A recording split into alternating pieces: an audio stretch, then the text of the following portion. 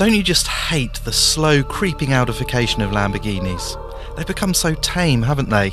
Remember when they were wild, angry things before those blasted Germans got involved and sanitised all the fire and brimstone? Of course, that is complete crap. Since Audi came on the scene in '98, we've had SVs, Superleggeras, and the mighty flame-spitting Aventador. The truth is, Audis have never been fiercer or better than they are in this Audi era. So why am I worried about this new Huracan? Well, in the press conference, Lamborghini kept talking about this car being the most accessible super sports car, about its everyday usability. It's all very well, but I want my Lambo to be loud and noisy and mad. It's not meant to be a McLaren 650S, is it? So we're on the international launch of this car, and there's a lot of journalists and not much time, so this is a very first quick drive. We've been on the track already. What I can tell you about that is it doesn't feel like a track car. It's a bit too heavy, it's a tiny bit too much understeer. It doesn't have that incredible sharpness of a Speciale on the track, which is sort of what you'd expect. But let's talk about the good stuff first. What can we really get excited about this car? Well, it's still got a normally aspirated motor, which is great. 5.2 V10, 602 horsepower. Finally got rid of that horrible clunky single clutch manual paddle shift. Now we've got a proper dual clutcher, which transforms the car. The Huracan has also got a brand new chassis, mostly aluminium, but with a carbon fibre central tunnel and rear bulkhead, which is 50% stiffer and I think 8% lighter. You can feel that too. We've got magnetic dampers now, which is partly where that split personality that they talk about comes from, because the car should ride pretty well,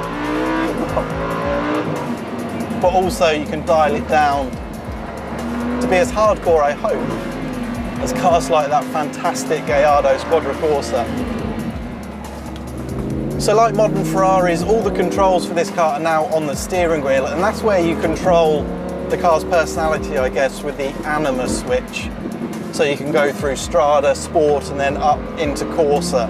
That changes everything from dual clutch gearbox, engine, dampers, and the four-wheel drive system. There's a 70-30 rear to front split, but it can have as much as 50% through the front wheels and 100% through the rear wheels, which sounds good.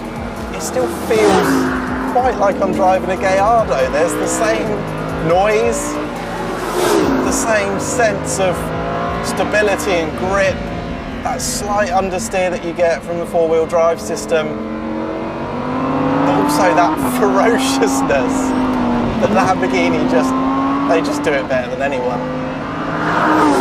My biggest concern, I have to say, is the adoption. It's an option, but all of the launch cars are fitted with it, of dynamic steer, which is a variable ratio steering. So at low speeds, it's super direct. At high speeds, it slows down in effect. And on Audi's and BMW's active steer as it was horrible, really horrible. And it still is horrible in Audi's. And I hate that they've put it on this car. And it's much, much better than I thought it would be. But it's not right. So if you buy one of these, just get a proper steering setup. It's what the test drivers like. So biggest changes, well, really the gearbox makes a massive, massive difference. In auto mode and in sport mode, it's very, very smooth. In Corsa, there's a little jolt built in, but I quite like that, and it just makes the car much more seamless to drive. Other great improvement, the brakes. Ceramic brakes on Lambos are always very strange sensation, no feel on the pedal, and then bang, they grab, and it makes it really hard to be progressive with the car. They've nailed that completely with this. Of course, when you wind it up, it's the V10 that dominates the character of the car. I love the noise it makes. On paper, this car, it's not as quick as a 650S, not as quick as a Speciale. It still does 0 to 200 Ks in 9.9 seconds and 202. But on paper, it isn't as quick as those key rivals. But the engine's creamy smooth, but with a real jagged, ferocious edge as well. It's a proper thing. Now, throughout the day, my opinion of this car has changed from hour to hour and moment to moment, because when I first got in it, to me the body control didn't feel as good on track, and the balance felt very determinedly understeery. But I got frustrated with it, started to drive it quicker and smoother and better, and it sort of came alive, and I've come to really enjoy it in the last couple of hours. It's not an oversteery car, it's not a Speciale clone, but it's got stability, grip, and it's got an accuracy with the throttle control through a corner.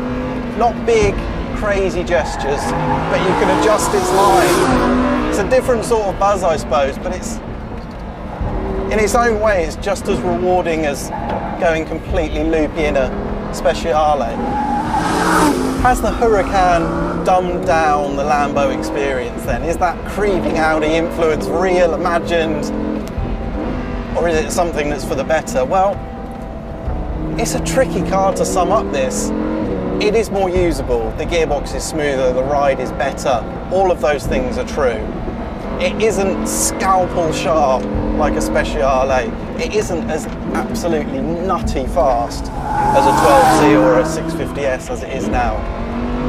But when you start to really, really push the car, it is very, very exciting. So while it might lack that last degree of precision and feedback that I so love in a supercar, this is just the starting off point. God knows what the Huracan will be like in 10 years from now if it follows the same evolutionary path as the Gallardo. But I can't wait to drive the hardcore versions. For more videos like this, don't forget to subscribe to the Evo channel.